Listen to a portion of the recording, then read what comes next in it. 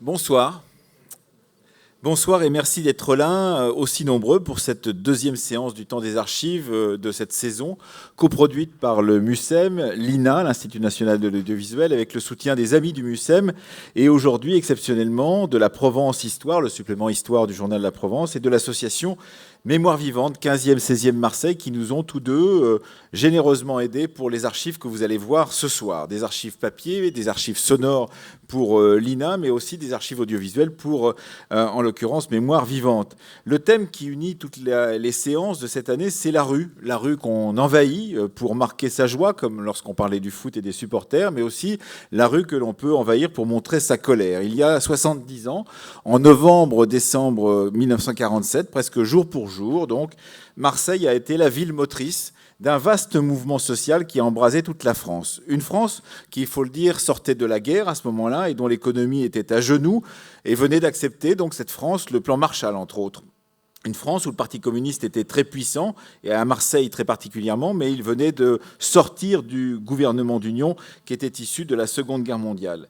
Marseille qui se trouve être un des rares ports en état de marche par lequel transitent les produits qui viennent du monde entier, ainsi aussi, il faut s'en souvenir, que les soldats qui partent pour l'Indochine. C'est là que vont se déclencher des grèves très importantes sur lesquelles a travaillé notre invité unique de ce soir, l'historien Robert Mencherini, qui est auteur d'un livre qui fait date et qui est donc le livre somme sur ce sujet-là, Guerre froide, grève rouge, les grèves insurrectionnelles, entre guillemets, il nous expliquera pourquoi les guillemets, de 1947, avec pour sous-titre Parti communiste, stalinisme et lutte sociale en France aux éditions Sileps. Nous commenterons avec lui donc les archives qui ont été sélectionnées aujourd'hui par Sophie Gilry et Mireille Maurice de l'INA, avec justement cet invité qui les a sélectionnées également avec nous. Alors d'abord, quand on vit depuis aussi longtemps que vous avec ce thème, ce sujet sur lequel vous avez travaillé, et surtout cette période, parce qu'en fait, vos autres livres, et le dernier vient de paraître sur ce thème, évoquent la question de la libération à Marseille, la libération et les années tricolores. Vous êtes spécialisé beaucoup autour de cette période qui va du milieu de la Seconde Guerre mondiale au début des années 50. C'est une période qui peut paraître courte, mais c'est une période d'une richesse pour l'historien absolument exceptionnelle, Robert Mencherini. Oui, alors c'est une période un peu loin peut-être. C'est une période absolument décisive. Alors je pense à la fois pour la France, pour la région de Marseille et même à l'échelle internationale, hein, puisque il y a quand même un immense conflit mondial. La fin de ce conflit et tout de suite un autre conflit froid qui démarre, hein, la guerre froide. Donc c'est une période absolument qui marque une rupture au milieu du siècle et qui a des conséquences énormes. Sans compter les guerres de décolonisation qui commencent à ce moment-là. Les guerres de décolonisation, enfin, qui commencent pratiquement à la libération. Hein, le jour même de la libération, de la fin de la Deuxième Guerre mondiale, vous avez des émeutes en Algérie qui se terminent de manière sanglante. Bon, donc, c'est une période qui méritait d'être étudiée, qui est aussi révélatrice. Ce que je dis quelque part, les périodes de troubles comme ça, c'est un peu comme les grandes tempêtes. Ça décape les alluvions et ça fait ressortir les lignes de force. Et je crois que c'est important. Alors tout ne se réduit pas, bien évidemment, à ces conflits et à ces périodes agitées, mais je crois qu'elles sont très révélatrices. Alors, cette période de 1947, et en particulier de novembre-décembre 1947, c'est juste derrière nous l'anniversaire, la commémoration possible. Et c'est vrai que on n'en a pas beaucoup entendu parler, justement, il y a à peine un mois de cela. Vous notez dans votre livre Guerre froide, grève rouge qu'il y a une sorte... Alors, ça n'est pas un oubli, mais disons que peu à peu, cette période s'efface, alors qu'elle a été essentielle pour l'histoire de la France, et en particulier l'histoire de cette ville qui est Marseille, Robert Mencherini. Oui, je crois qu'il y a une oblitération de la période. Hein, c'est comme les timbres qu'on surcharge. Au fur et à mesure, on ne distingue plus le timbre lui-même, mais on ne distingue plus que les cachets qui se surimposent. Il y a eu toute une mémoire qui s'est surimposée à ces événements. Et ces événements, je viens de le dire, renvoient à des phénomènes internationaux, mais aussi à des phénomènes nationaux et aussi à des découpes régionales. Mais quand on fait le bilan ce qu'on va essayer de faire aujourd'hui, quand on fait le bilan, qui en ressort vainqueur? Et là, c'est un grand point d'interrogation, hein, puisque vous avez le conflit essentiel qui va se focaliser entre le mouvement syndical incarné par la CGT et le Parti communiste et le gouvernement, qui sera troisième force à la fin de la période. Mais finalement, ni le gouvernement, ni les militants syndicalistes et communistes ne vont ressortir vainqueurs de cette période-là. Donc tout le monde a eu un peu intérêt à l'oublier. Et surtout, c'est le début de la guerre froide. Et ensuite, avec ce qui se passe aujourd'hui, hein, la guerre froide, on en parle de moins en moins, enfin, on en parle comme un phénomène dépassé. Hein, il y a aujourd'hui d'autres conflits internationaux. Donc cette mémoire s'efface complètement. Alors, on va essayer de la raviver avec vous, Robert Menkerini, cette mémoire. D'abord, en regardant successivement deux films qui vont bien ensemble, deux extraits de films. Donc, il s'agit d'abord de la Semaine des actualités françaises du 27 novembre 1947. Ce sont donc les films qui sont projetés dans les cinémas en ouverture de programme, en l'occurrence les actualités françaises. Et puis, tout de suite après, un film qui nous a été donc confié par l'association Mémoire Vivante, où on voit un syndicaliste de l'époque qui porte le nom de quelqu'un qui se trouve dans la salle mais qui n'est pas lié à lui, qui s'appelle René Faure, ce syndicaliste de l'époque. Et ce René Faure témoigne bien plus tard, en 1996, du souvenir qu'il a gardé de ces événements de novembre-décembre 1947. On les regarde ensemble et ça permettra de travailler aussi sur les faits et la mémoire des faits.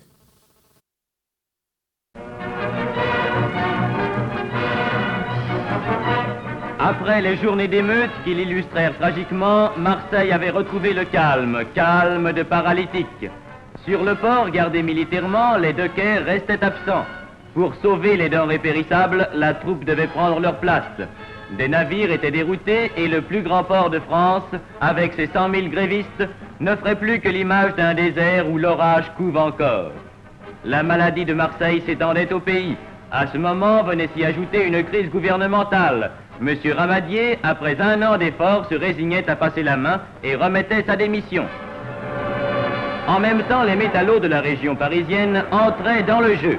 Après le débrayage de Renault, la grève atteignait Citroën, que la troupe devait faire évacuer pour maintenir la liberté du travail.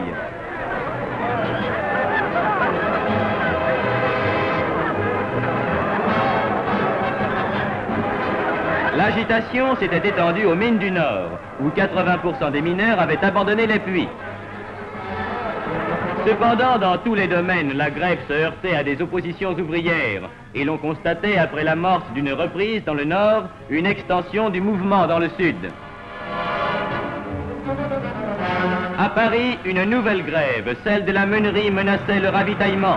Le gouvernement faisait assurer le travail et les livraisons par les troupes du génie.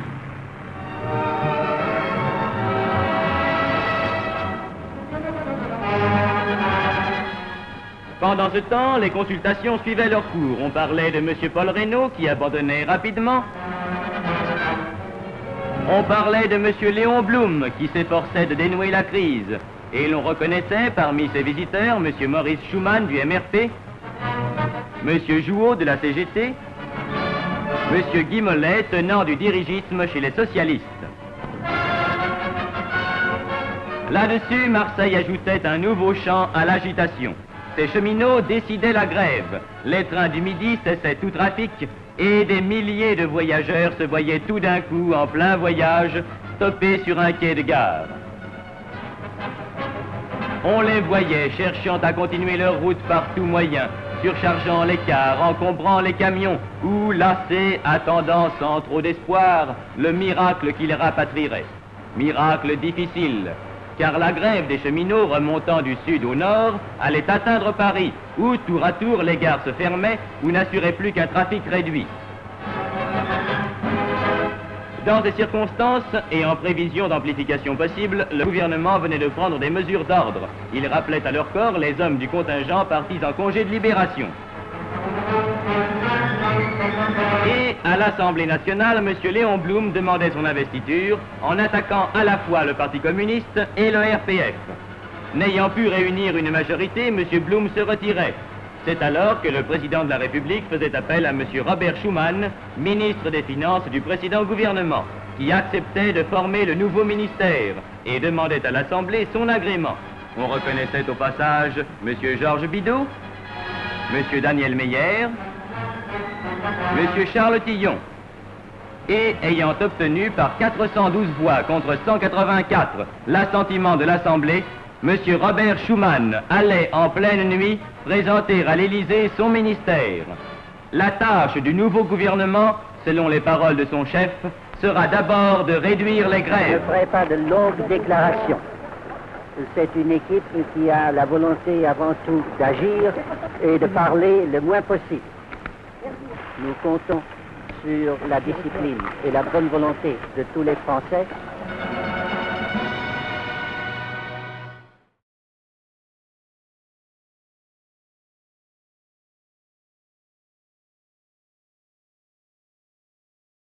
René n'a pas oublié ces journées de novembre 1947 qui ont suivi l'élection du nouveau maire gaulliste.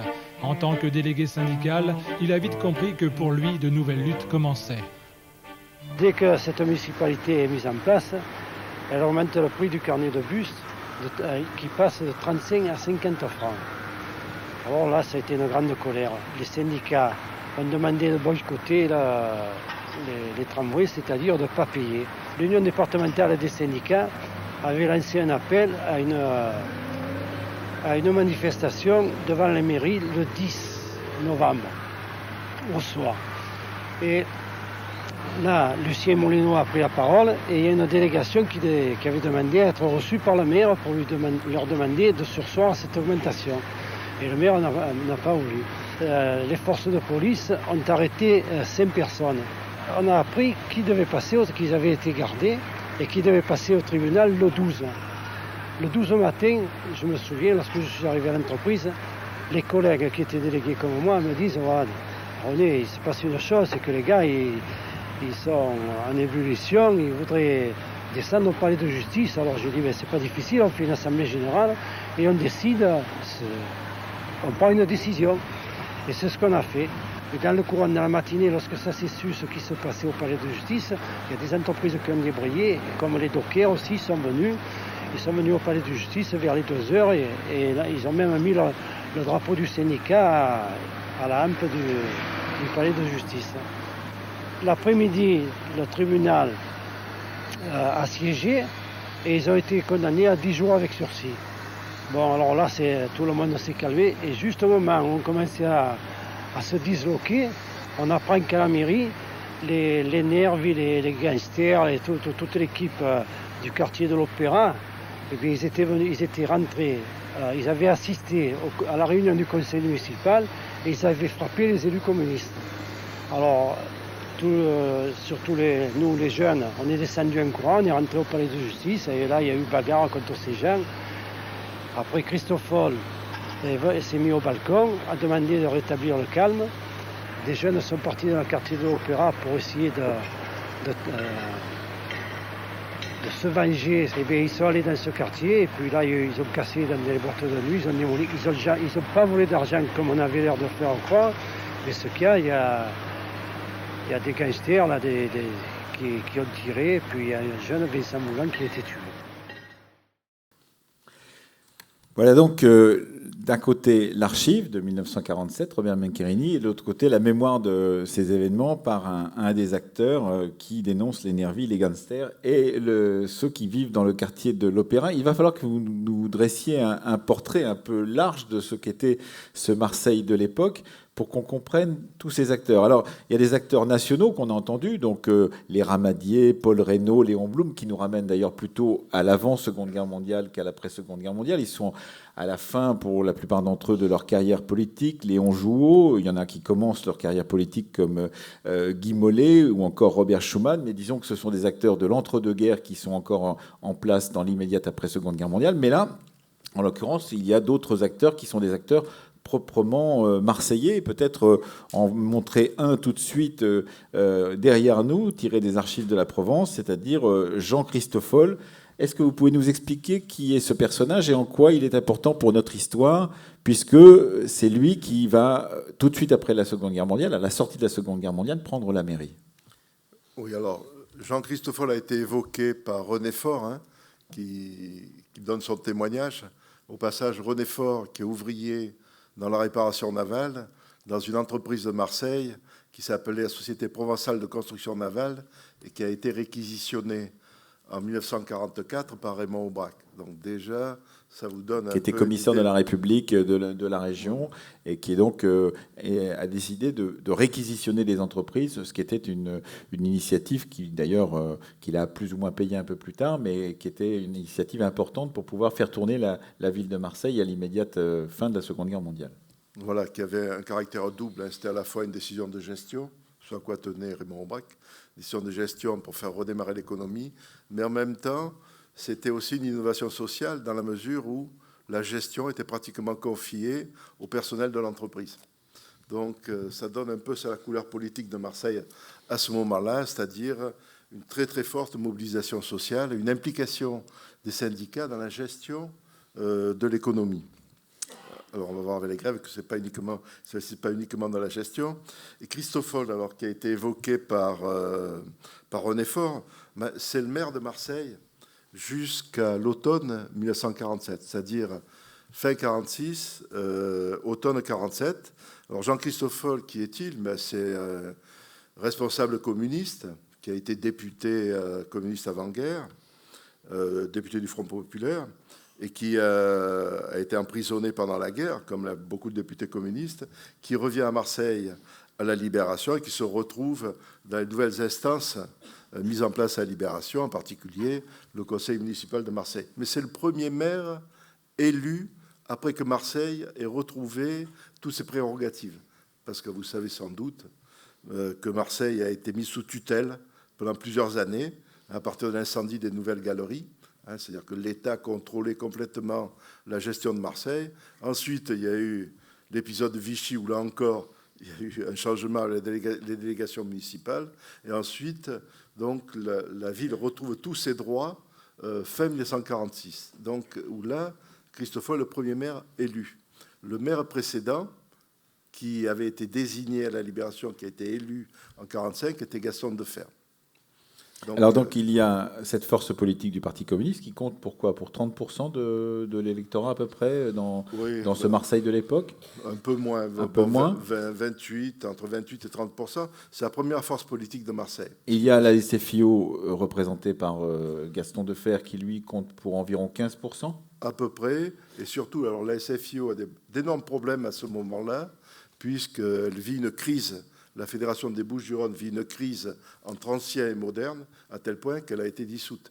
Voilà. Et puis, il y a une nouvelle force politique qui vient tout juste de naître, sous l'égide du général de Gaulle, qui est le RPF, qui va jouer un rôle important, puisque c'est, d'une certaine façon, le RPF qui va momentanément tirer les marrons du feu de cette querelle, parce qu'il faut préciser que Gaston Defferre étant assez anticommuniste, il n'a pas vraiment l'intention de laisser le pouvoir aux communistes lors de ces élections qui se déroulent à l'automne 1947.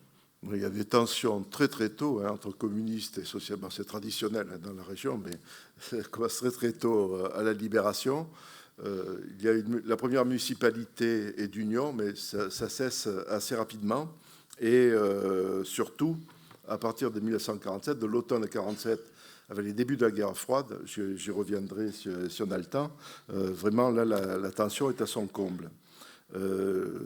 Et cette division entre communistes et socialistes va permettre à cette nouvelle force qu'a créée le général de Gaulle en avril 1947, le Rassemblement du peuple français. Voilà, Rassemblement du peuple français, de prendre le pouvoir à Marseille.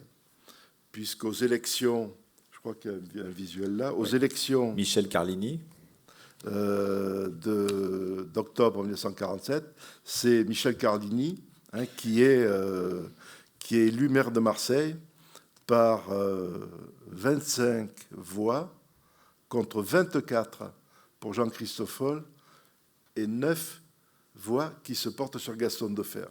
Voilà, c'est donc la une du Provençal qui suit, donc, qui nous montre cette élection de Michel Carlini. Voilà.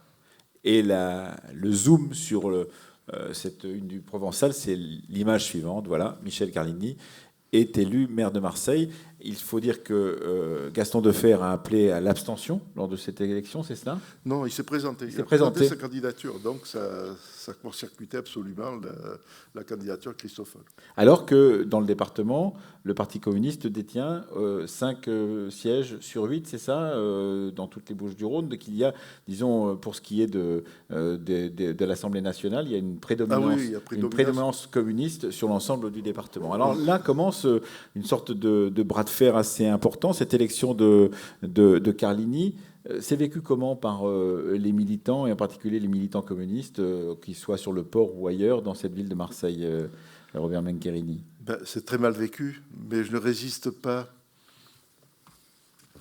au fait de dire ce que Malraux disait du RPF, où il disait, pour situer un peu le RPF, hein, il disait « Ce n'est pas le capitalisme, ni la droite, ni la gauche, c'est le pays ». Vous savez sa phrase célèbre aussi, c'est le métro à l'heure d'affluence, le RPF. Donc le projet du général de Gaulle, qui rejetait les partis en tant que tels, mais qui était de créer un rassemblement, avec d'ailleurs double appartenance. Donc c'était de rassembler le maximum de patriotes, hein, pour essayer de redresser la France qu'il estimait en déchéance, hein, à cause du jeu partisan. Alors du côté communiste, ça va être pris comme une renaissance du fascisme, très clairement, hein. C'est-à-dire on dénonce le RPF comme une renaissance du fascisme, et va être dénoncé comme parti fasciste. Parce qu'il est créé par un homme qui le dirige complètement et auquel ce parti est totalement dévoué d'une certaine façon, c'est ça? Absolument, c'est le pouvoir d'un seul homme, le pouvoir personnel, et puis avec des affrontements, même physiques, qui vont avoir lieu entre les militants du RPF et les militants communistes. Les deux autres forces politiques importantes, c'est-à-dire la SFIO, le Parti socialiste, et le MRP, Mouvement républicain populaire, hein, les chrétiens, vont se défier également du RPF, mais en même temps des communistes, hein. On l'a vu dans le document, hein, Léon Blum, lorsqu'il présente sa candidature, il dira, il attaque à la fois le RPF et le Parti communiste. Alors René Faure, dans l'archive que nous venons de voir, commence sa discussion, son témoignage sur ces événements de 1947 en évoquant un fait qui peut apparaître anodin, mais qui visiblement est le déclencheur de tous ces mouvements, l'augmentation du prix du ticket de tramway, du carnet de tramway. Alors, l'une des premières décisions de la nouvelle municipalité de Michel Carlini, c'est d'augmenter le prix du ticket de tramway. Alors, ça peut paraître un incident mineur, mais il ne faut pas oublier que Marseille est une ville très, très étendue, bien plus que d'autres grandes villes, et que le tramway, c'est un moyen essentiel pour se déplacer. Et pour les gens les plus modestes, augmenter le prix du tramway, c'est vraiment les pénaliser du point de vue financier. D'autre part, on est aussi dans une période où l'inflation court plus vite que les salaires, hein, c'est-à-dire 3-4 fois plus. Hein. Quand on prend l'indice 38, on s'aperçoit qu'il y a un écart qui va grandissant, y compris au cours de l'année 47, entre les salaires et les prix. Donc ça se rajoute à ce sentiment d'une grande partie de la population de perdre du pouvoir d'achat.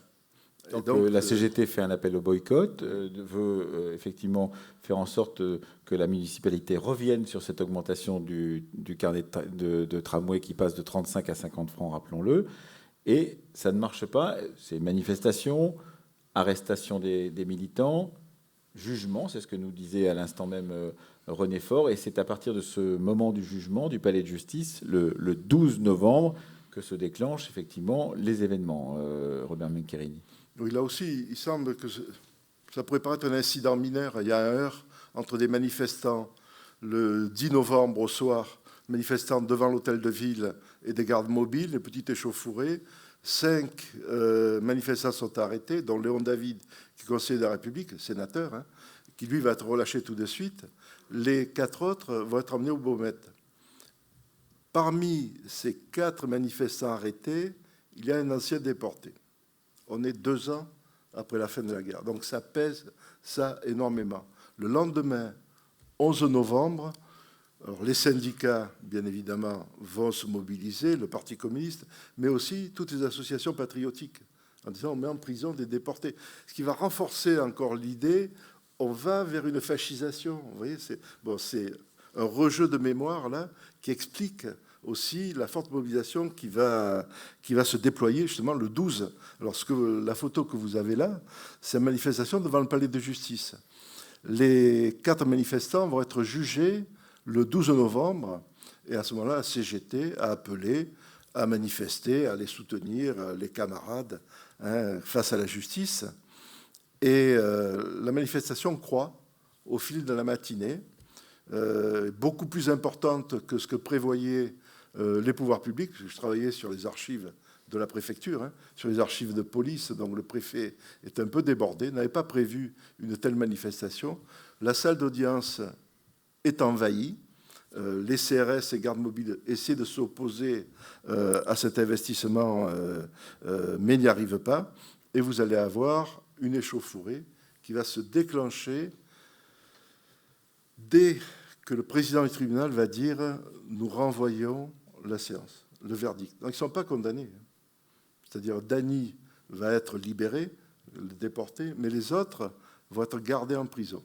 Et là, il y a un mouvement de foule qui était concerté entre quelques militants, sans que ce soit pour autant un mot d'ordre de la direction du Parti communiste. J'ai interviewé ces militants, qui s'étaient concertés en disant on ne peut pas laisser faire ça. Donc ils bondissent dans le prétoire et qui extraient les inculpés, les emmènent sur leurs épaules, les font sortir du palais de justice. Vous voyez la situation. Tout se complique à partir de là. Surtout que, comme le racontait René Faure dans cette archive, eh bien, le bruit court qu'à la mairie, Christophe Holl, dont on a parlé, l'ancien maire, donc il n'est plus maire depuis quelques semaines, et des élus du PCF se font molester par, disait René Faure, les nervis et les gangsters. Qui sont ces nervis et ces gangsters? Parce que c'est quand même ça les gangsters. Oui. Mais il y a un autre bruit qui court avant ça, qui va expliquer la mobilisation. Le bruit va courir que les militants ont été condamnés. Non pas que le procès est renvoyé, mais que le militant a été condamné. D'où ce que raconte René Faure, qui s'est passé dans beaucoup d'entreprises. Les entreprises, il faut aussi rappeler que les entreprises ne sont pas éloignées du centre-ville à ce moment-là. La réparation navale, c'est chemin de la Dragueville, les docks, c'est à côté. Donc, il y a une mobilisation qui se fait très, très rapidement. Nos camarades ont été condamnés. Donc, on retourne au palais de justice. La manifestation enfle, grossit. On a tous les rapports des renseignements généraux de police pour montrer que c'est une manifestation vraiment très, très massive. Et finalement, il y a eu des négociations entre-temps, parce que la direction du Parti communiste ne savait pas très bien quoi faire. Des gens qui avaient été libérés, donc une négociation, le président du tribunal, ils sont jugés à ce moment-là, ils sont condamnés à 10 jours de prison avec sursis. Et libération immédiate. Dany a quitté, délibération immédiate. Dany a quitté, mais ils doivent aller au Baumette pour faire la formalité d'écrou. Houle de la foule. Non, non, nous voulons qu'ils soient libérés immédiatement. Et les dirigeants communistes ont le plus grand mal à calmer tout le monde, en disant laissez faire les formalités, n'allez pas plus loin. C'est à ce moment-là que se produit qu'arrive un nouveau bruit. Nos camarades se font matraquer à l'hôtel de ville, puisque la séance du conseil municipal est en même temps. Donc là... Tout le monde à l'hôtel de ville. En plus, c'est pratique, c'est-à-dire, c'est en pente. Descendez le palais de justice jusqu'au Vieux-Port, et vous glissez rapidement sur l'hôtel de ville. Là. Donc, la foule va à l'hôtel de ville, et la bagarre devient générale là. Et, semble-t-il, au départ, c'était plutôt du côté de la droite qu'on tapait sur les communistes. Alors, arrêtons-nous sur cette photo, parce que quelque chose qu'on ne voit pas, on voit des hommes de dos avec des casques, des fusils en bandoulière. Ça n'est pas n'importe quoi, parce qu'il faut préciser que la particularité, peut-être une des particularités de Marseille à ce moment-là, c'est que une grande partie de ce qui est devenu les CRS, par la réunion des forces républicaines de sécurité avec les GMR, qui étaient les groupes qui avaient été créés sous Vichy, qui ont été épurés, ces forces républicaines de sécurité étaient composées essentiellement de militants, de résistants, qui avaient fait la fin de la guerre et qui étaient rentrés dans ces forces républicaines de sécurité. Et pour beaucoup d'entre eux, étaient des communistes. Et donc, ces forces qui sont là, ces CRS qui sont là, sont donc, pour une partie, pas la totalité, mais des anciens ou encore des membres du Parti communiste. Et cela va jouer un rôle dans la vision en particulier que le gouvernement va avoir de ce qui se passe à ce moment-là à Marseille, Robert Mencherini. Oui, alors, on va chercher aussi les responsables. Qui est responsable de ces émeutes et de ces troubles? On va accuser en particulier les CRS d'avoir fait preuve de mollesse, de laxisme et même d'avoir pactisé avec les manifestants. Alors, comme l'a dit Emmanuel Laurentin, bon, les CRS sont issus des FRS, des Forces républicaines de sécurité, qui regroupaient pour l'essentiel les milices patriotiques, c'est-à-dire les groupes de résistants qui étaient plus ou moins organisés par le Parti communiste. Donc il y a une forte influence communiste chez les CRS qui va être dénoncée d'ailleurs régulièrement. On a des manifestations avec la police au service du peuple, la CGT est implantée dans les CRS. Alors je ne suis pas le premier à avoir étudié le problème. L'un des premiers qui a fait une œuvre remarquable, c'est Maurice Agulon. Le grand historien, qui est spécialiste en particulier du 19e siècle, et pas simplement. Historien de 1848, là, qui saute par-delà un siècle pour faire cette étude. D'ailleurs, c'était remarquable à partir de témoignages et d'archives. Il a fait une étude que moi j'ai pu confirmer totalement en étudiant les archives judiciaires, puisqu'il y avait un procès, forcément, enfin une enquête, pas un procès, mais une enquête judiciaire à propos des CRS. On les accusait, par exemple, d'avoir donné des armes aux manifestants. Il y a eu des armes qui ont été égarées, mais il n'y a pas eu vraiment d'armes qui ont été données par les CRS directement. Sans compter que si les militants communistes voulaient se procurer des armes, ils savaient où en trouver. Absolument. Donc là, ça fait partie du fantasme des grèves insurrectionnelles. C'est-à-dire en disant, le Parti communiste a voulu se procurer des armes, donc il les a demandé. Pourquoi les demander le jour de la manifestation? Pour les demander avant ou après. Et puis d'autre part, bon, c'est un secret de polichinelle que le Parti communiste a des dépôts d'armes. On est 2 ans après la fin de la guerre, des militants ont refusé de rendre les armes. Et là, alors, j'ai des témoignages à foison et des rapports de renseignements généraux également. Donc, si le Parti communiste avait voulu avoir des armes, ils n'auraient pas pris ce jour-là au CRS. Fin de cette journée du 12 novembre 1947, avec vous, Robert Mencherini, eh bien, il y a l'événement tragique. Une fois la manifestation et les bagarres se déroulant devant l'hôtel de ville, une partie, c'est ce que nous racontait René Faure dans l'archive de tout à l'heure, une partie des militants, les plus jeunes, foncent vers le quartier de l'Opéra. Il faut peut-être expliquer ce qu'était à ce moment-là le quartier de l'Opéra et pourquoi il y avait la volonté d'aller casser les boîtes, en particulier les cabarets du quartier de l'Opéra, Robert Mencherini. Alors, le quartier de l'Opéra, bon, vous le savez tous ici, c'est le quartier chaud de Marseille. À ce moment-là, le développement de la prostitution, des boîtes de nuit. Et il y a une campagne depuis la libération du Parti communiste, enfin, une campagne qui déjà avait pris corps dans l'entre-deux-guerres, mais là qui va se développer à la libération en disant dans le quartier de l'Opéra, vous avez la plègre, les planqués, les oisifs, eux se gobergent pendant que les honnêtes travailleurs travaillent, contribuent. C'est la contestation du marché noir, des prix, l'augmentation des prix et de tous ceux qui se payent sur la bête, pour être Voilà, dire. donc là, c'est stigmatisé. Ce quartier est complètement stigmatisé. Il n'est pas étonnant que des jeunes aillent pour casser des boîtes de nuit. D'autant plus que Christoffel, alors pour bien reprendre le fil de l'anecdote, Christoffel, avec tous ces manifestants devant la mairie, il ne sait plus quoi en faire. Donc il dit, on se retrouve tous devant le siège de Rouge Midi, place d'Estienne d'Orve. Puisque à ce moment-là, tous les quotidiens sont du côté du quai du Canal, l'ancien quai du Canal, aujourd'hui cours d'Estienne d'Orve. Donc les manifestants vont là, mais c'est à 2 pas de l'Opéra. Oui. Donc les jeunes, effectivement, d'après tous les rapports de police que j'ai pu consulter, sont surtout des groupes de jeunes qui vont attaquer directement les boîtes de nuit. Et l'un d'entre eux, Vincent Voulant, va être tué par, comme dit René Faure, des gangsters.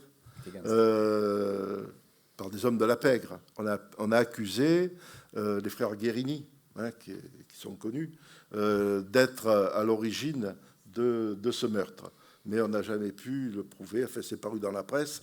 Et alors, ce qu'il faut signaler, c'est que Vincent Voulant est ouvrier d'une immense entreprise qui s'appelait les Aciéries du Nord. Les Aciéries du Nord qui sont du côté de Mempenti, qui réparaient les locomotives et dans lequel l'implantation communiste était très, très importante. On pense qu'il y avait à peu près 20 cellules communistes à l'intérieur de l'entreprise qui comptaient plus de 1000 ouvriers. Et donc, la presse, le lendemain, puisque vous évoquez la presse, titre sur ces graves émeutes, 3 titres, Rouge Midi, Le Méridional, Le Provençal, évidemment, 3 titres qui sont différents les uns des autres. Arrêt total du travail pour le 13 novembre, dit Rouge Midi. Graves émeutes à Marseille. On va voir la première, donc celle du Méridional. Graves émeutes à Marseille. Les manifestants débordent le service d'ordre, occupent le palais de justice et l'hôtel de ville. Une échauffourée au conseil municipal fait de nombreux blessés, dont le nouveau maire, monsieur Maître Cardini. Donc, et à côté, une déclaration du général de Gaulle sur la vague du RPF. On peut passer le titre suivant, celui qui est donc du Provençal, pour voir ce que titre le Provençal à ce moment-là. Marseille a été le théâtre d'inadmissibles scènes de violence, résultat d'une campagne d'excitation. Et enfin, le titre de Rouge Midi, arrêt total du travail chez les métallurgistes, marins, dockers, ouvriers du bâtiment et des produits chimiques. La sécurité sociale et la grève s'étend partout. Le jeune Vincent Voulant est décédé, 4 blessés. Donc on a là à peu près le panel de l'opinion, pourrait-on dire. D'un côté, des gens qui accusent le Parti communiste d'avoir mis le feu, et puis ceux qui accusent, au contraire, le RPF ou le gouvernement municipal d'avoir été trop loin dans la répression. Robert Macchiarini. Tout à fait. Alors, il est intéressant de bien examiner tous ces titres. Et là, comme on a Rouge Midi sous les yeux, les nervis de l'opéra, souteneurs du RPF, donc le RPF, c'est la pègre, comme les PPF le 14 juillet 1942. Donc on fait référence là à la Seconde Guerre mondiale, aux manifestations massives qui ont eu lieu le 14 juillet 1942, où le PPF, Parti populaire français, le parti de Doriot, donc le véritable parti nazi français, hein, bon, à la louche, mais c'est celui qu'on peut qualifier le plus proche du parti nazi, a tiré sur la foule. Donc voilà, on met le RPF sur le même plan que le PPF. Donc on met le général de Gaulle sur le même plan que Pétain, en l'occurrence, que le gouvernement de Vichy. Et tire sur les patriotes, dont les patriotes sont de l'autre côté. Et le sous-titre, c'est « Les bandits RPF de l'opéra assassinent les patriotes ». Donc là, il y a la réaction patriotique, c'est de lutter contre le RPF, etc. Parce qu'une des questions qu'il faut, peut-être pour les plus jeunes de cette salle, qu'il faut mentionner, c'est que le Parti communiste, à cette époque-là, et depuis le milieu des années 30, se considère comme un grand parti patriote, ce qui peut-être est assez incompréhensible, étant donné son engagement par ailleurs internationaliste. Il y a l'internationalisme prolétarien, mais il y a le patriotisme très fort du Parti communiste, sur lequel joue le Parti communiste depuis le milieu des années 30, et une sorte de conversion du Maurice Thorez, Robert Macchiarini. Bien sûr, donc il y a eu le grand tournant du Parti communiste sur ce plan-là, c'est le moment du Front populaire, hein, où là, on reconnaît le drapeau tricolore, la Marseillaise, etc. Et passe uniquement l'international. On sort de la période classe contre classe, hein, c'est la période d'union nationale, qui est réactivée à la Libération, puisque le Parti communiste est dans un gouvernement d'union nationale, hein, depuis 1944 jusqu'en 1947. Il en est sorti finalement en mai 1947, donc peu de mois avant, hein, mais il espère toujours y revenir à ce moment-là, sauf à partir de l'automne, où là, la rupture est totale. Alors, on regarde le titre du lendemain de Rouge Midi, donc le journal du Parti communiste français, c'est-à-dire le journal du 14 novembre 1947. Tous aux obsèques de Vincent Voulant, mort pour l'indépendance française. Alors, c'est pas pour le prix du tramway, hein.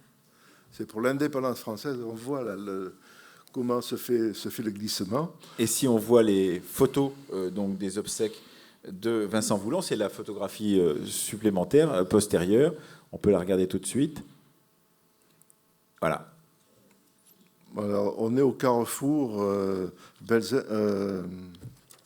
boulevard d'Athènes, Canebière. Hein. Donc, le cortège est venu depuis Mempenti, hein, depuis les parties des Aciéries du Nord, pour venir jusque-là. Donc c'est un cortège immense, très mobilisé. Bien évidemment, on a vu la CGT appeler à la grève, donc tout est arrêté à ce moment-là dans Marseille.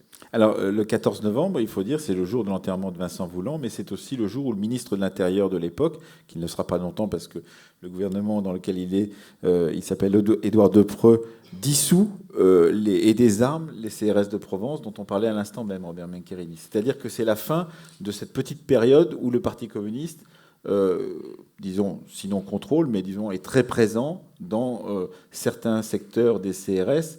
Et ça ne sera plus le cas. Que deviendront d'ailleurs ces CRS qui ne le sont plus, qui étaient des résistants entrés dans les CRS? Que vont-ils devenir à partir de ce moment du 14 novembre? Donc il y a dissolution de 2 compagnies de CRS à Marseille et d'autres compagnies à Saint-Étienne où s'est passé un peu la même chose. Hein.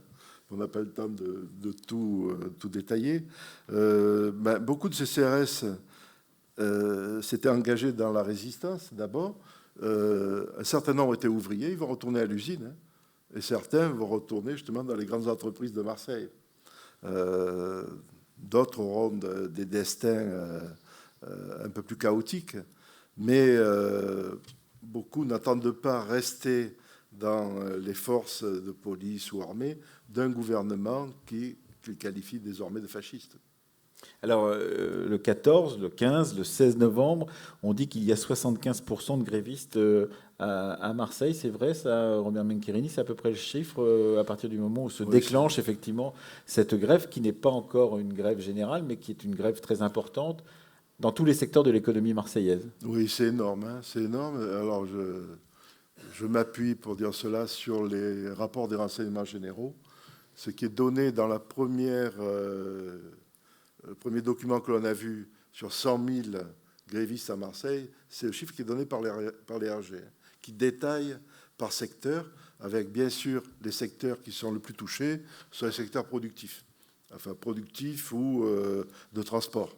Les docks, la réparation navale, la métallurgie, la chimie, etc. En revanche, ce qui bouge beaucoup moins, c'est tout l'aspect fonctionnaires municipaux. Hein. Ça, comme toujours, là, il y a un clivage important, mais la grève est massive. Bon, il faut voir ce n'est pas une grève revendicative. Hein. C'est une grève pour protester contre l'assassinat d'un jeune ouvrier. Hein, donc, c'est autre chose qu'un mouvement revendicatif. Mais ça va se combiner avec un mouvement revendicatif. Et que disent disons, les leaders politiques? Alors, j'imagine ce que dit Jean-Christophe Foll, mais par exemple, Gaston Defferre, que dit-il de cette grève qui se généralise et qui devient très importante, paralysant la ville de Marseille? Gaston Defferre, alors, on sait ce qu'il dit, puisqu'il y a un débat à l'Assemblée nationale, hein, à ce moment-là, où on parle des événements de Marseille, encore une fois, on en parlera plusieurs fois, mais on parle des événements de Marseille, où il dit c'est un complot qui est mené par le Parti communiste, une tentative d'insurrection, etc. À partir de ce moment-là, ça commence. Hein.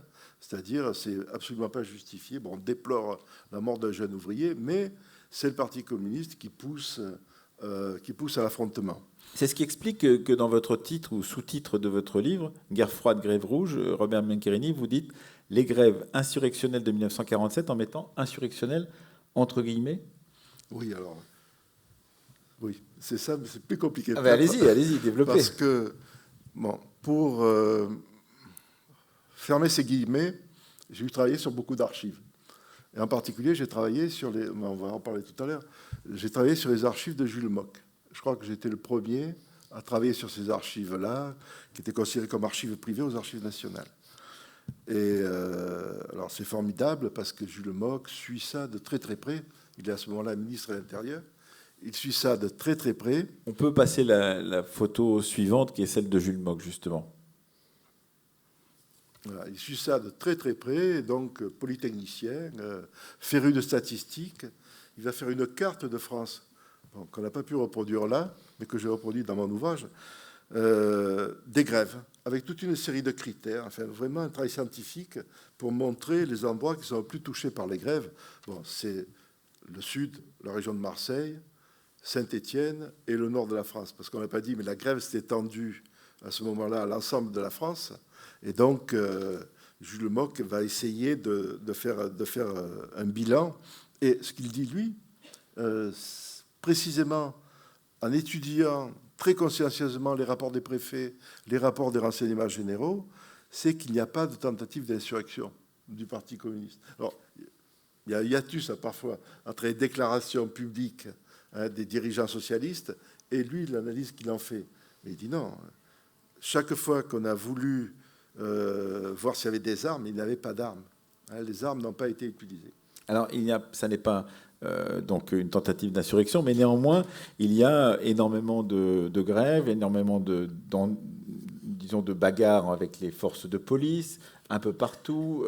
C'est vrai que c'est un mouvement qui peut faire peur au gouvernement, dans un contexte, effectivement, de début de guerre froide, il faut dire, et que ça peut faire peur à un gouvernement qui peut craindre, sinon une insurrection, en tous les cas, d'avoir face à lui la rue contre lui. Alors, tout à fait, il y a une crainte terrible du gouvernement. On a vu là, le gouvernement qui va être constitué par Schuman, qui va être ce qu'on appelle un gouvernement de troisième force entre le RPF et les communistes. Son souci premier, c'est ce qu'il dit d'ailleurs, c'est d'arrêter les grèves. Il faut arrêter ces grèves parce qu'elles mettent à mal l'économie du pays et puis c'est très dangereux au niveau des suites politiques. Et de l'autre côté, les communistes vont développer ces grèves. En particulier, ils vont créer quelque chose qui est relativement inédit, qui ne se reproduira plus après, qui ne s'était pas produit avant. Ils vont constituer un comité national de grève, un comité à côté du syndicat. C'est-à-dire, c'est plus la CGT qui dirige, c'est pas le Parti communiste, c'est le comité national de grève, dans lequel il y a Benoît Frachon, etc., et 18 fédérations. Les 18 fédérations en grève. Et les ordres vont partir du CNG avec des ordres quasiment sont des ordres de mobilisation. Est-ce que vous qui connaissez bien l'histoire de Marseille, mais dans son histoire sociale en particulier, c'est un des rares exemples où Marseille a été le moteur d'une grève qui s'est étendue sur l'ensemble du pays. Enfin, en tout cas, c'est le moment où Marseille est vraiment le point de départ, la ville motrice de ces mouvements de grève. Il y aura d'autres moments, et il y a eu d'autres moments. Mais il faut voir ce qu'est Marseille. Bon, on l'a à peine évoqué, mais Marseille, c'est considéré comme une ville rouge.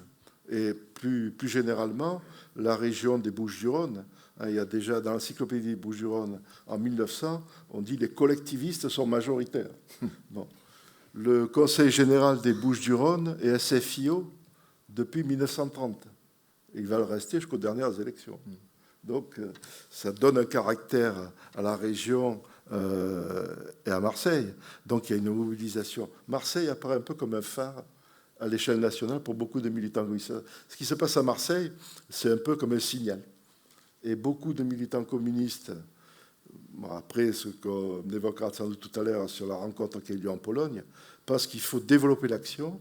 Et Marseille apparaît comme un exemple. D'autant plus que le 12 novembre, au moment où se produisent les émeutes, est réuni le comité confédéral national de la CGT, c'est-à-dire le Parlement de la CGT. Et le CCN de la CGT est informé heure par heure de ce qui se passe à Marseille. Et on a les actes du CCN. Donc, toutes les heures, il y a un communiqué ce qui se passe à Marseille. Donc, vous voyez l'écho que ça va avoir. Et cet enjeu, c'est un enjeu national aussi pour d'autres raisons. C'est vrai que les ports de l'Atlantique ont été bombardés, détruits en grande partie pendant la Seconde Guerre mondiale, qu'ils ne sont pas encore reconstruits pour la plupart d'entre eux. Marseille a été en partie sauvegardée pour ce qui est de son port, pas de la totalité de sa ville, mais de son port.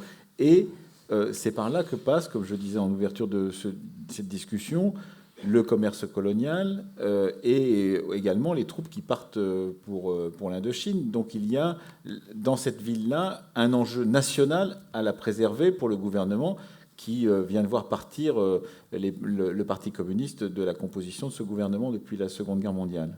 Absolument, non. Mais Marseille, c'est un enjeu très important alors, en elle-même, mais aussi pour l'ouverture qu'elle a sur le monde, et en particulier sur les colonies.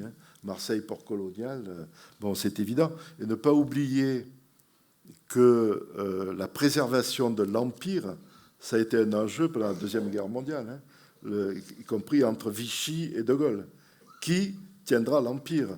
Donc, c'est un enjeu très, très fort au niveau des relations que peut avoir la France avec le monde.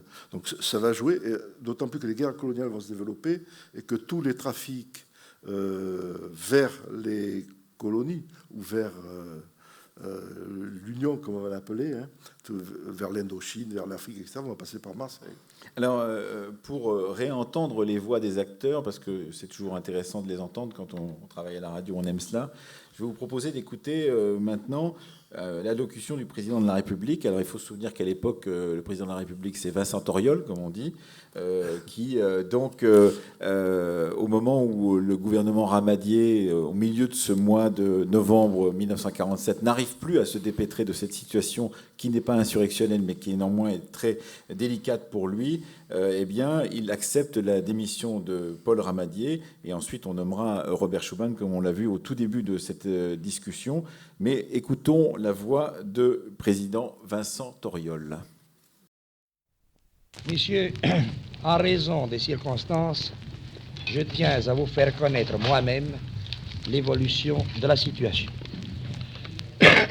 Comme vous le savez, M. Ramadier, qui depuis le mois de janvier assumait la plus lourde des tâches avec une ténacité et un courage auquel tout le pays rendra hommage, m'a remis sa démission hier soir afin que soit menée une action gouvernementale où puisse s'engager l'autorité des partis républicains.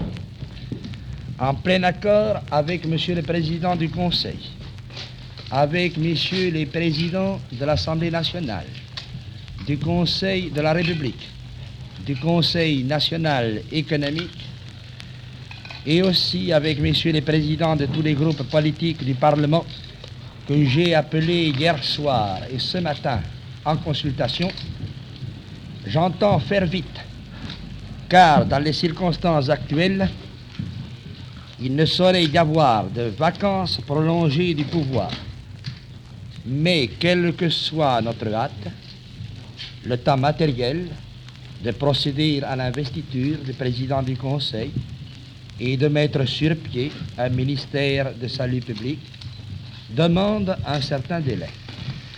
Je fais donc appel à vous, journalistes, à qui incombe aussi une grave responsabilité, celle d'informer et d'éclairer l'opinion, pour que, par-delà les nécessaires divergences ou nuances de pensée qui caractérisent un régime et un peuple libre, vous aidiez la France à sortir de ces difficultés en évitant les polémiques passionnelles et les nouvelles alarmistes, en contrôlant vos informations et en contribuant à créer le climat de calme et de sérieux indispensable à la solution des problèmes qui nous assaillent.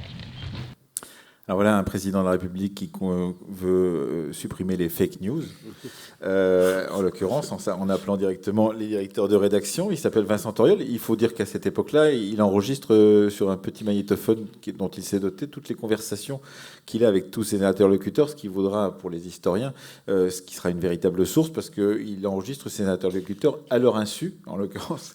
Et c'est formidable de les voir écouter et publier, puisqu'on a là les discussions secrètes, pourrait-on dire, d'un président de la République pendant la 4e République. Alors, il n'y a pas que les Français et le gouvernement français qui sont intéressés à ces grèves.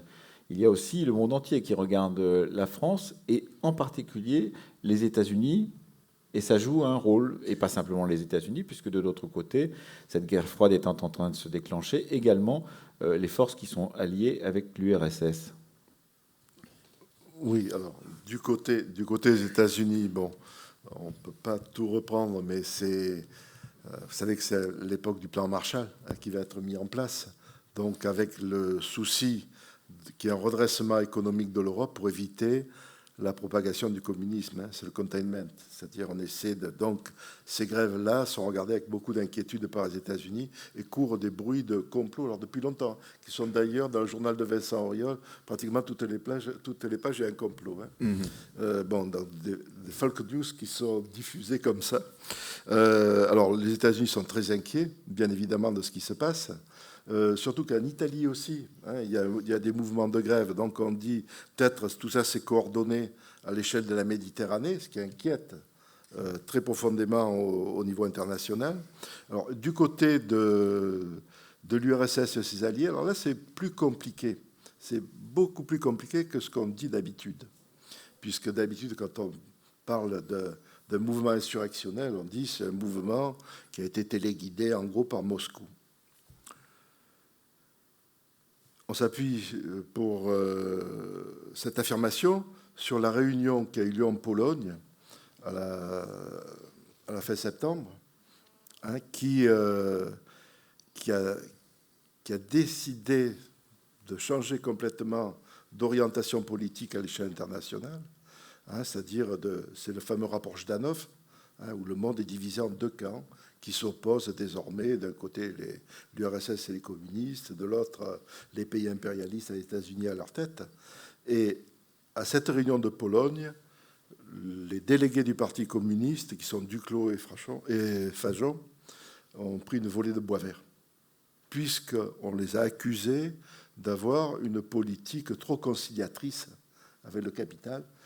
On a remis en cause leur action dans la résistance et leur politique d'union nationale. Donc là, il semblerait que les soviétiques aient été favorables à des mouvements beaucoup plus durs, mais on a une autre archive. On travaille beaucoup sur des archives. On a une autre archive qui est la rencontre entre Staline et Torres en novembre, puisque Torres, à ce moment-là, est en déplacement pour la Révolution d'octobre, pas pour la commémoration de la Révolution d'octobre, et donc il rencontre Staline. Et Staline qui lui dit, mais enfin, mon cher Maurice, enfin, il ne parlait pas comme ça, vous déclenchez des grèves en France, mais vous n'avez pas de grévistes. Et en gros, ces grèves servent à quoi? Donc, vous voyez, Staline n'est pas très favorable. Contrairement à tout ce qu'on pensait, enfin, que certains pensaient avant l'ouverture des archives, dites les archives de Moscou, Staline est défavorable aux grèves en France. Ce n'est pas du tout la politique qu'il veut employer. Il n'est pas favorable à une révolution en France du tout. Il est pour un front anti-américain qui inclurait le patronat. Donc, vous voyez, il y a des enjeux très complexe là dans ce déclenchement des grèves. Alors, ces grèves se déroulent toute la fin du mois de novembre 1947, également le tout début de cette période de décembre 1947, et on sent des tensions qui se sont à l'œuvre, pourrait-on dire, au sein même des organes qui sont les organes syndicaux. On va écouter l'interview de Léon Jouot, le secrétaire général de la CGT. Vous nous présentez brièvement Léon Jouot, donc, et sa position au sein de la CGT de 1947. Alors, Léon Jouot, c'est un militant syndicaliste chevronné, hein, qui a commencé avant la Première Guerre mondiale, qui d'ailleurs, au départ, était plutôt un peu anarchiste, puis après, qui est devenu, fait partie de l'aile réformiste, hein, qui est très soucieux d'avoir un syndicalisme qui aboutit à des conclusions, qui permet d'améliorer la condition ouvrière. Donc, on le place dans le courant CGT réformiste. À l'époque, on appelle ça les confédérés. Et il s'oppose au sein de la CGT au courant communiste, qu'on appellera le courant unitaire, bien qu'il ne soit pas tellement unitaire que ça, qui est dirigé par Benoît Frachon. Donc, il est, à ce moment-là, l'un des deux dirigeants de la CGT avec Benoît Frachon. Il y a deux têtes qui dirige la CGT. Et le 2 décembre 1947, au tout début du mois de décembre, ça va bientôt s'arrêter, Léon Jouot donne une interview en tant que secrétaire général de cette CGT sur la position de la minorité au sein de la CGT. On se rappelle qu'hier, 2 textes sont sortis de la réunion du bureau confédéral de la CGT. Le texte majoritaire, comportant un refus de reprendre les pourparlers avec le gouvernement, les considérant comme rompus, et un texte de la minorité du bureau confédéral. Nous avons demandé à M. Léon Jouot, secrétaire général de la CGT et représentant de la minorité du bureau confédéral, de nous donner les raisons qui ont motivé son attitude et celle de ses amis.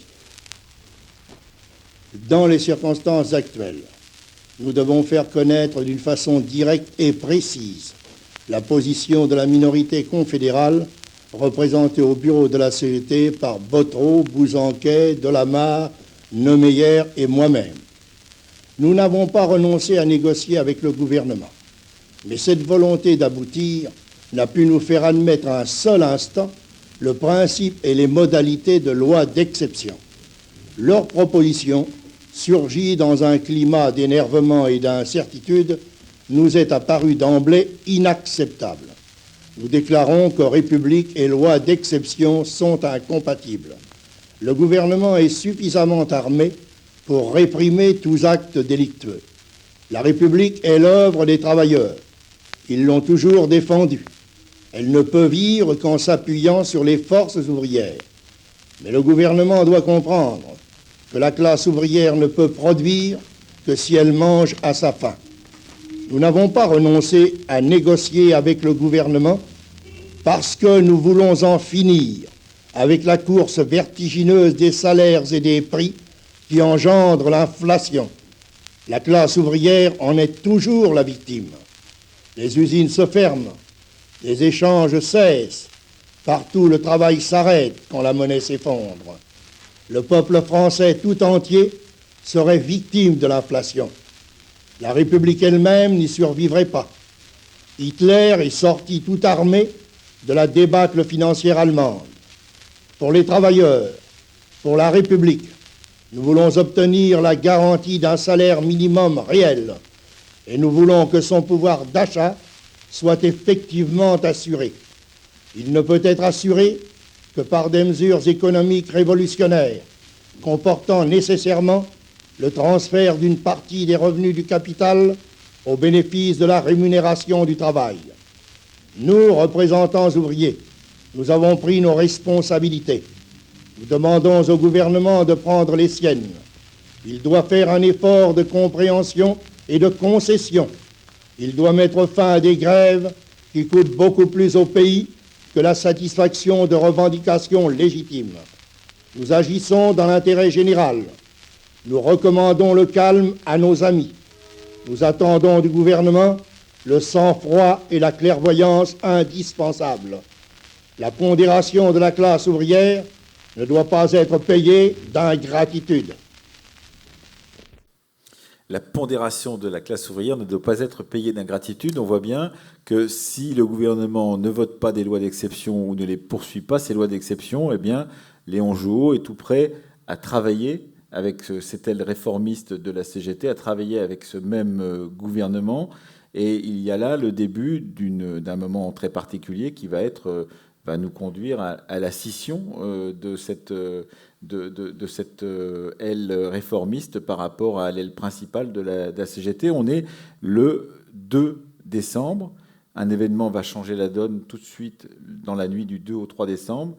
C'est le déraillement du train postal Paris-Tourcoing qui va faire 16 morts et des dizaines de blessés, qui est dû à un sabotage de la voie sur le Paris-Tourcoing. Et donc, on va nommément dire que ce sont les communistes de la CGT cheminots, qui ont dévissé volontairement la voie et conduit à la mort de ces dizaines de personnes, 16 personnes, et 30-40 blessés, Robert Meccherini. Ça va changer la donne, ça.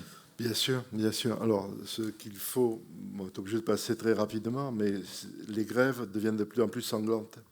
C'est-à-dire, il y a cet événement-là du train du 2 ou 3 novembre qui déraille, déraillement organisé vraisemblablement par un groupe de grévistes. Et donc, ça va vraiment toucher l'opinion en disant, bon là, ça va trop loin. D'autre part, des grévistes, on a vu à Marseille, on commence par la mort de Vincent Voulant, mais à Valence, il y a 3 manifestants qui vont mourir dans la gare aussi, abattus lors des affrontements avec l'armée. Bon, donc, de plus en plus, on sent que la situation peut dégénérer.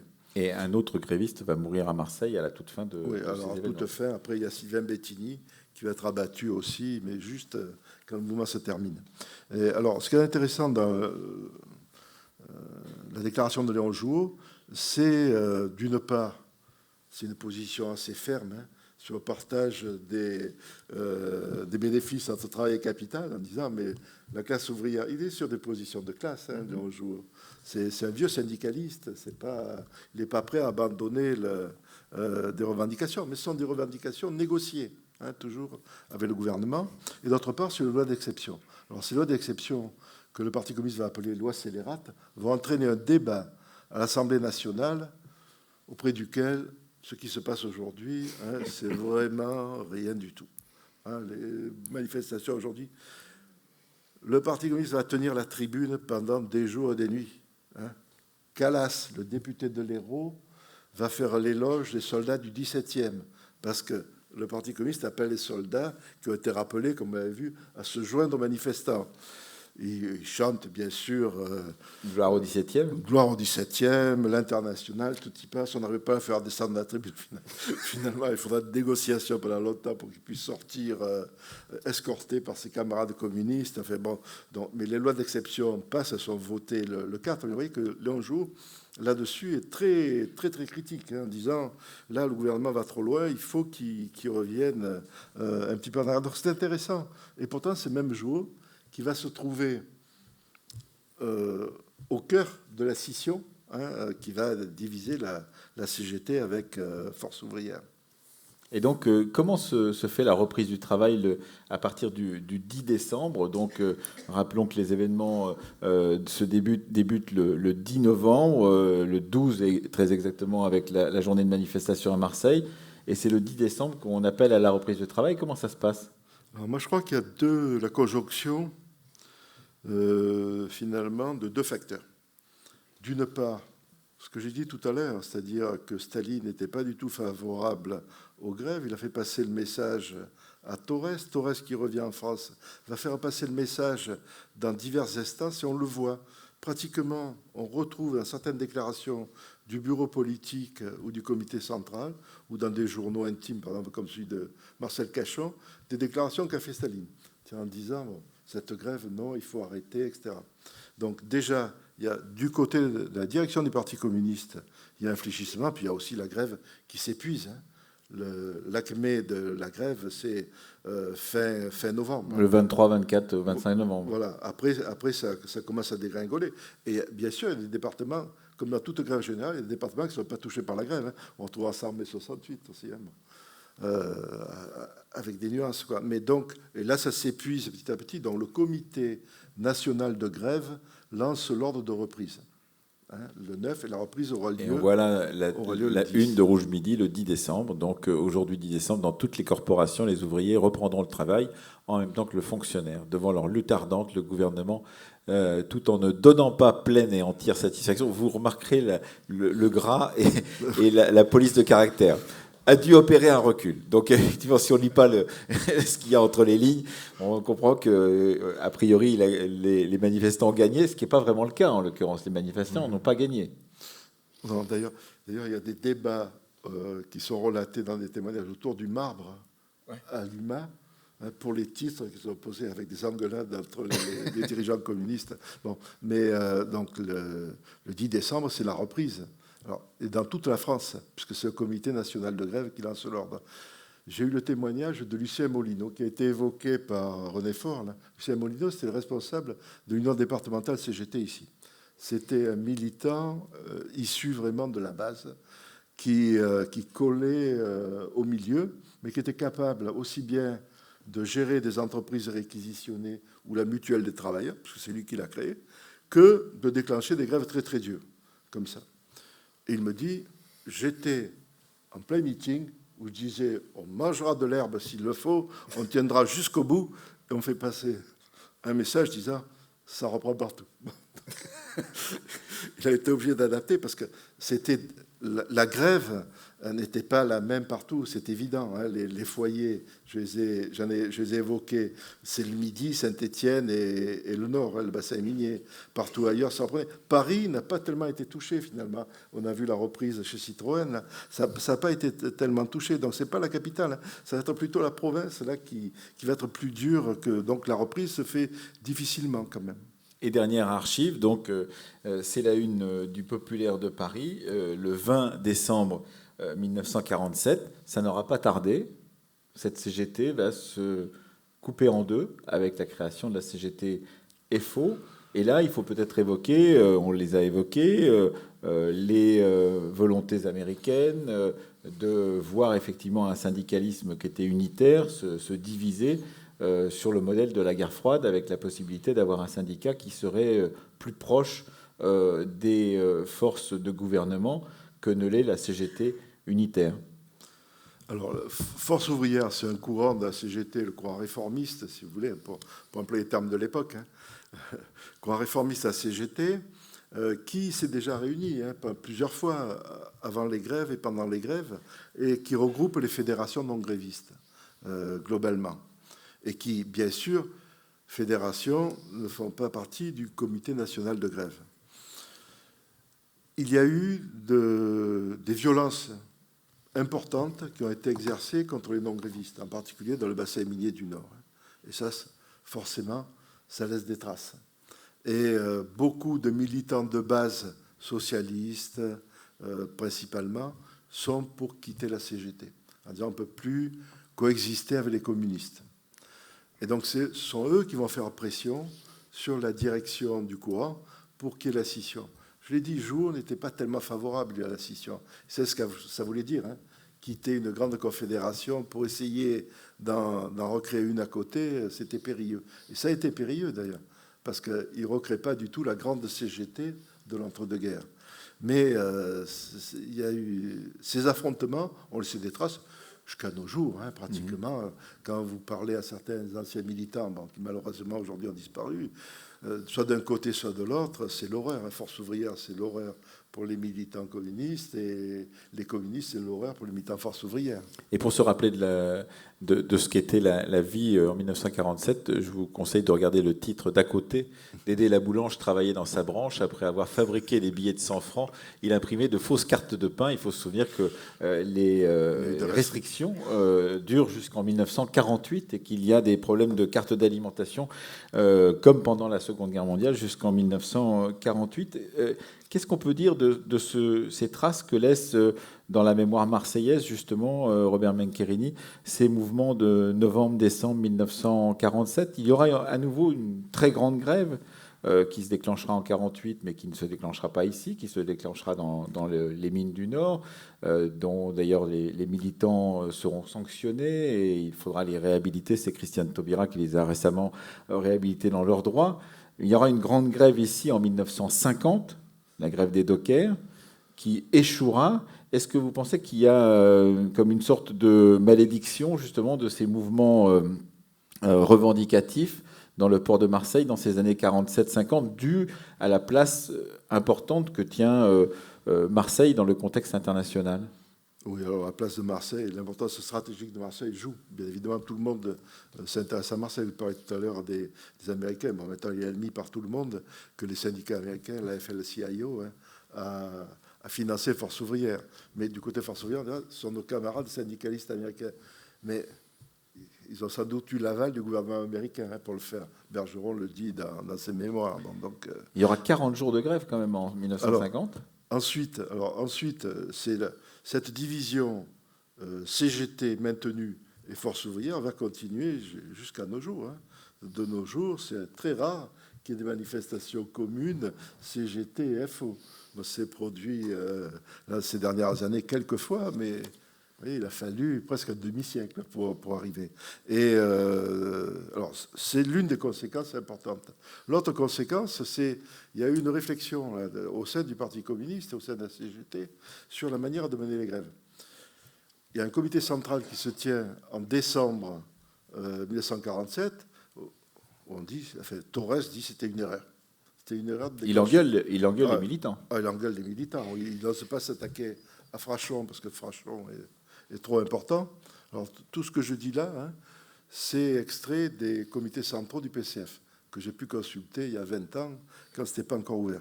Donc, il engueule les militants en disant « il y a une dérive syndicaliste dans le mouvement, si vous n'avez pas eu assez de réflexion politique ». La réflexion politique, bien évidemment, c'était de faire un front uni contre l'impérialisme.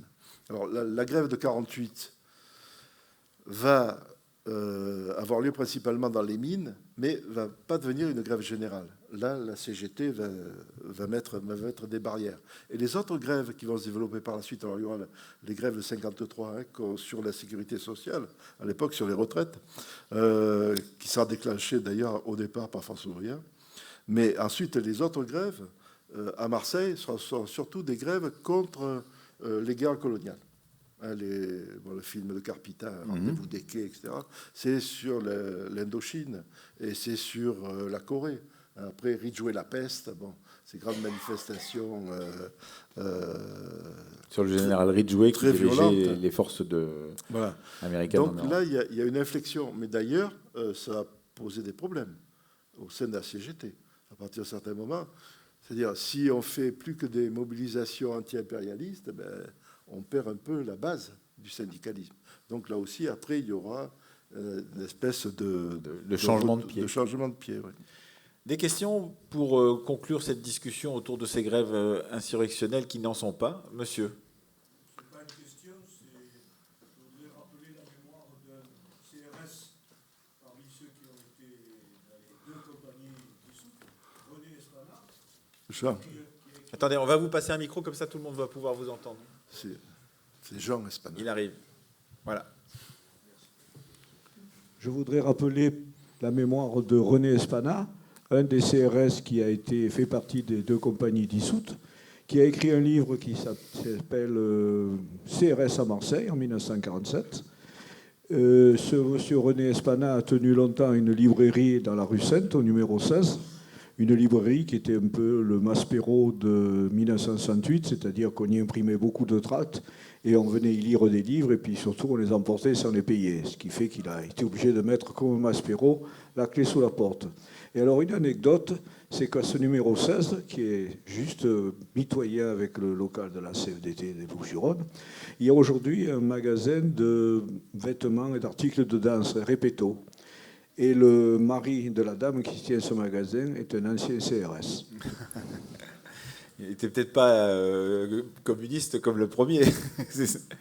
Qui veut poser une question, faire une remarque? Monsieur, tout en haut, là, je vois une main qui se lève.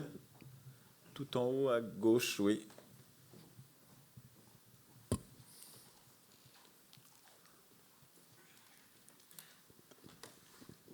Oui, bonsoir, merci pour ce débat. Je voulais simplement préciser pour ceux qui se passionnent pour cette question et qui veulent approfondir, vous aurez demain après-midi à 15h sur Radio Galère 45 minutes de l'historienne Annie Lacroix-Ry qui a beaucoup travaillé sur cette personne auquel elle a consacré sa thèse et toute une série d'ouvrages. Demain 15h sur Radio Galère. Très bien, merci. Qui d'autre? Monsieur? Attendez, on va vous passer le micro, comme ça tout le monde pourra vous entendre, ça sera mieux. C'est la contradiction entre la position de Staline et la position qui est sortie de la réunion polonaise. Robert Menkereni. Bon. Alors, juste un petit mot pour rectifier là-bas. C'est Jean Espana. C'est Jean Espana. Et c'est pas lui qui a écrit le livre, c'est Maurice Agulon sur CRS à Marseille. Mais ceci dit, c'est vrai que Jean Espana était issu des CRS. Il fait partie de ceux justement qui sont retournés à production après. Et rejeu de l'histoire, on le retrouve après dans le mouvement post-68A avec la librairie Lire. Bon, c'est intéressant ça aussi. Alors il n'y a pas contradiction entre les deux. C'est-à-dire dans la réunion du Cominform à Skarska Poręba en Pologne, je dois prononcer mal, je ne parle pas le polonais, ce qui est avancé, c'est on rentre dans une nouvelle période. Dans cette période-là, l'ennemi, c'est l'impérialisme américain. Donc, il va falloir lutter contre l'impérialisme américain et essayer d'avoir des positions plus claires, qui ne sont pas des positions de classe. Mais là aussi, c'est un peu compliqué parce qu'il y a les positions soviétiques, il y a les positions des Yougoslaves, donc et tous ne sont pas exactement sur la même longueur d'onde. Par exemple, ce sont les Yougoslaves qui attaquent le plus les Français en disant vous n'avez pas fait la révolution. Alors que nous, en Yougoslavie, on a fait la résistance et la révolution. Bon, et donc après, on s'en souviendra quand Staline condamnera la Yougoslavie, les Yougoslaves seront mis au banc du PCF. Donc, voilà la position. Alors, ce dont je parle là, ça figure dans les actes de la réunion du Cominform, qui ont été publiés en Italie chez Feltrinelli, en anglais et en italien, mais pas en français. Ensuite, la position de Staline n'est pas contradictoire avec ça. C'est de dire l'heure en France n'est pas la révolution ou un mouvement de grève très dur. L'heure est à une union nationale contre les Américains. Donc il faut regrouper au sein d'un front uni tous les courants anti-américains, mais même y compris RPF. Bon, et d'ailleurs, la position du Comintern, ce sera « mais les socialistes sont nos pires ennemis », pire que le RPF. Donc vous voyez comment ça se retrouve dans les journaux ensuite. Les sociodémocrates sont l'ennemi principal. Donc il n'y a pas vraiment de contradiction, et le PCF va appliquer cette politique-là, puisque ce qu'il va développer ensuite, c'est le mouvement de la paix, qui sera un mouvement contre l'impérialisme américain, contre la guerre, etc. Et il essaiera d'entraîner des patrons avec lui, des patrons patriotes. Et Maurice Thorez, au comité central de décembre 1947, reprend cette idée et la martèle en disant « on n'a pas à se battre contre tous les patrons, il y a des patrons qui sont patriotes et il faut s'unir avec eux ». Voilà, donc il n'y a pas de contradiction entre les deux. C'est la réunion du Comintern qui a été mal comprise par les militants de base. Voilà, ça c'est ma thèse. Les militants de base, quand ils ont vu que, en gros l'URSS, appelait à durcir les positions, ils ont dit on va rejouer octobre 17. Donc, et ça se trouve, on a des comptes rendus de réunions de cellules, des déclarations de témoins qui disent on pensait qu'on y allait. Le gouvernement, c'était Kerensky, et nous, on lançait la révolution prolétarienne. Voilà. Et c'est le décalage qu'il y a. Quand on parle de complot, c'est pour ça que moi, je suis contre la théorie du complot. Quand on parle de complot, d'abord, il faut que les gens comprennent ce qu'on veut, ce que veut la direction par rapport à ce complot. Et là, un certain nombre de militants n'ont pas compris. Ce n'était pas ce que voulait Staline. Oui, ce genre d'ambiguïté se reproduit dans d'autres pays méditerranéens, par exemple pendant ces années-là en Grèce, avec effectivement des militants communistes qui sont tiraillés entre la volonté de continuer le combat contre les forces royalistes soutenues par les Britanniques, et puis de l'autre côté, un Staline qui va faire le choix finalement d'abandonner ces militants à leur propre sort et qui va les laisser se faire battre donc par ces forces royalistes et vivre pour certains un assez long enfer d'exil ou de prison en Grèce. Madame. Vous avez dit que ces grèves n'étaient pas revendicatives, mais pour la durée de la grève, qui est quand même important, quels étaient les slogans, quels étaient les moteurs à la base que vous voyez dans la presse, de ce que vous avez pu voir dans les archives? Alors, la grève est revendicative, mais elle n'est pas que ça. C'est-à-dire, le problème, il y a un mécontentement très important, je l'ai dit au début, mais ça a été très rapide, un mécontentement très important parce qu'il y a une inflation, une hausse des prix énorme et les salaires ne suivent pas. Donc, il y a de plus en plus un écart, en particulier qui se creuse en 1947. Alors, il y a un écart sur les salaires, dans le pouvoir d'achat des salariés qui baisse. Là, il suffit de prendre les chiffres officiels qui sont reconnus par tout le monde. Le ravitaillement aussi fluctue.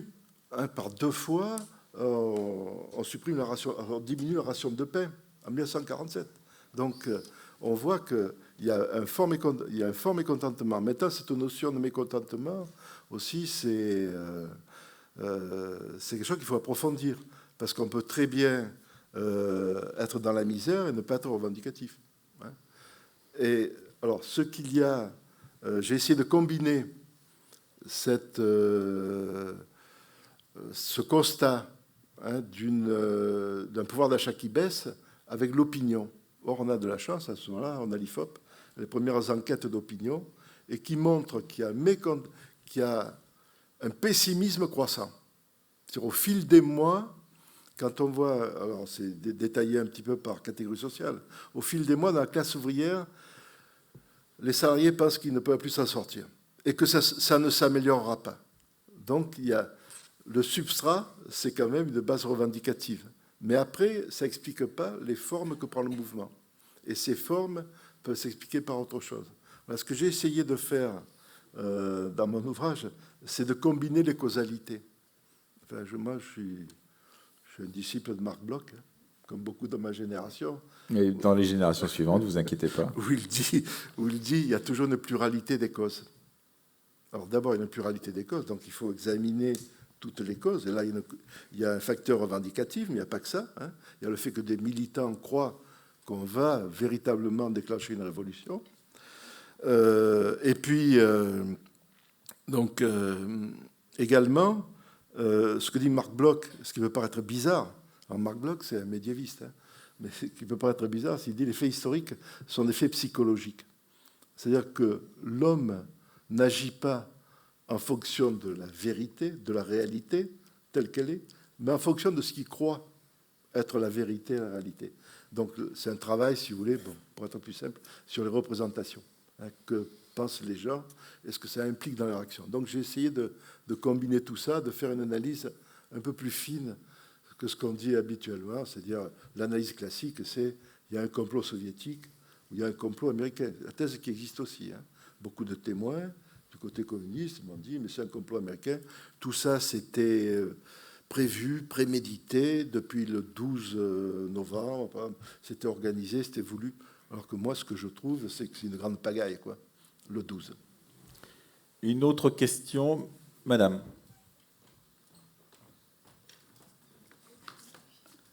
Est-ce qu'il y a un micro qui peut descendre ici devant, s'il vous plaît? Voilà.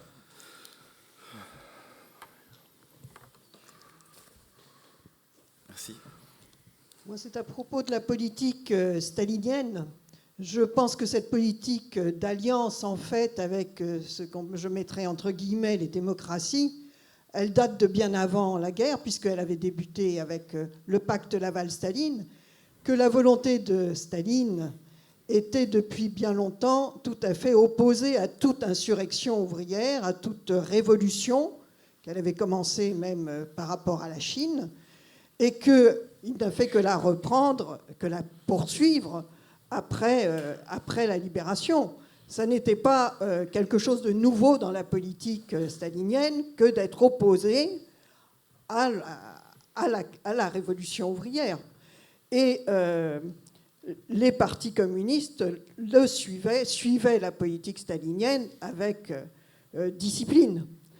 Et je pense que là, on peut gravement accuser le Parti communiste, vu son extrême importance à l'époque, hein, puisqu'il a son audience, son poids, d'avoir saboté une des dernières tentatives de mouvement qui aurait pu devenir un mouvement révolutionnaire de la classe ouvrière française, en tous les cas, qui correspondait à une mobilisation très générale, très importante, que vous avez décrite, de cette classe ouvrière, et que la politique des militants du PC a consisté finalement à la saboter.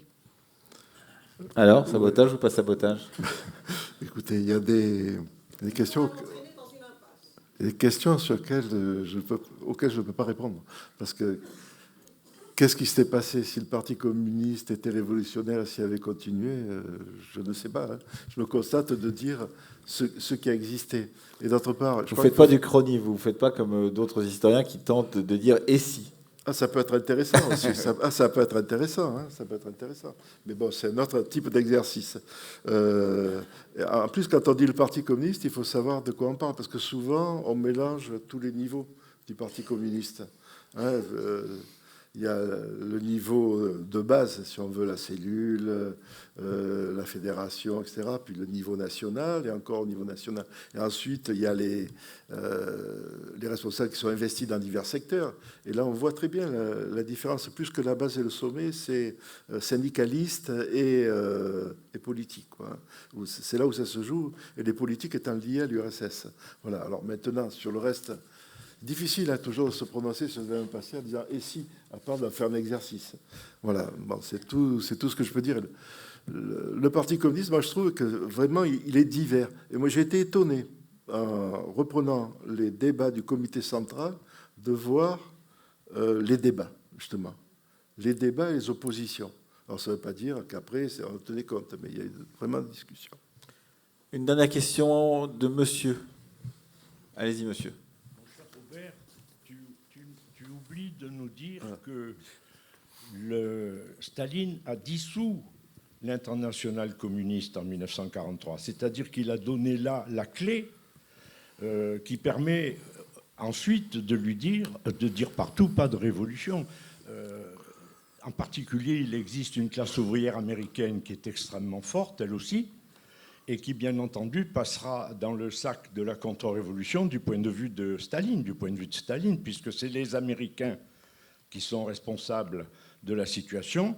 Mais bien entendu, s'il n'y a plus d'internationale communiste pour aider la classe ouvrière de chaque pays de mettre ses forces à la disposition de la révolution internationale, il est clair que Staline donne le là universel de la situation, surtout pas de révolution ni en France ni ailleurs. Encore faut-il rappeler la dissolution en 1943 de l'internationale communiste. Oui, dont acte. Staline a dissous l'internationale communiste, effectivement. C'était pas ça. Ce qu'on peut voir dans la politique de Staline, mais quand on lit beaucoup de spécialistes justement de l'histoire internationale qui disent que Staline a développé une politique de grande puissance, c'est-à-dire de défense de l'URSS et à la limite contrôler le glacis autour, avec ce qu'on a appelé les pays de l'Est, plus que de développer la révolution ailleurs. Enfin, là, ça me semble évident pour la France et l'Italie, parce qu'on trouve un peu le même phénomène en Italie. Mais en Italie, où ça a provoqué beaucoup plus de dissensions au sein du PCI, qui est différent du PCF. Mesdames, Messieurs, on en a parlé de la guerre civile en Grèce. C'est une image de l'INA qui représente des réalisateurs de la télévision, je pensais. Comment ? De la radio des années 50. Voilà. Une dernière question, monsieur, une remarque, très brièvement. Attendez, on vous donne un micro et ça sera la dernière question vraiment parce qu'il faut qu'on arrête. Pour aller dans le sens un petit peu de ce que disait la dame là, et surtout en lisant vos livres, sur les réquisitions d'entreprises qui ont été faites par Raymond Aubrac, ces réquisitions, elles ont servi à reconstruire l'appareil de production, c'est-à-dire sur les quais, ça a été de travailler avec les contremaîtres et aussi les délégués CGT qui poussaient à la production et qui poussaient les délégués CGT communistes qui poussaient à la production justement pour les bateaux, pour charger les bateaux, etc. Et dans les chemins de fer, justement, les entreprises qui ont été nationalisées, qui ont été réquisitionnées, ça a été pour reconstruire cet appareil de production. Et lorsqu'ils ont été rendus, ils ont été rendus avec des bénéfices. Moi, j'ai le souvenir d'un vieux docker qui me parlait de cette période. Je croyais qu'il fabulait, quoi. Et c'est quand j'ai lu tes bouquins que je me suis rendu compte que ce qu'il disait, c'était vrai, quoi. Et le Parti communiste n'avait absolument pas l'intention de prendre le pouvoir, bien qu'il y ait des courants un petit peu gauchistes, un petit peu revendicatifs. Mais dans le fond, c'est exactement le petit billet qui a été passé aux responsables de la CGT qui disait « bon, il faut reprendre maintenant ». Oui, alors là, on revient un petit peu à la période antérieure aux grèves. C'est les entreprises réquisitionnées de Marseille. Bon, je pense que beaucoup de personnes sont au courant de ce phénomène. Ce sont les entreprises que Raymond Aubrac a mis sur réquisition, ce qui correspondait à la loi de 1938 sur l'état de guerre. C'est-à-dire, c'est l'État qui prend en charge la gestion des entreprises.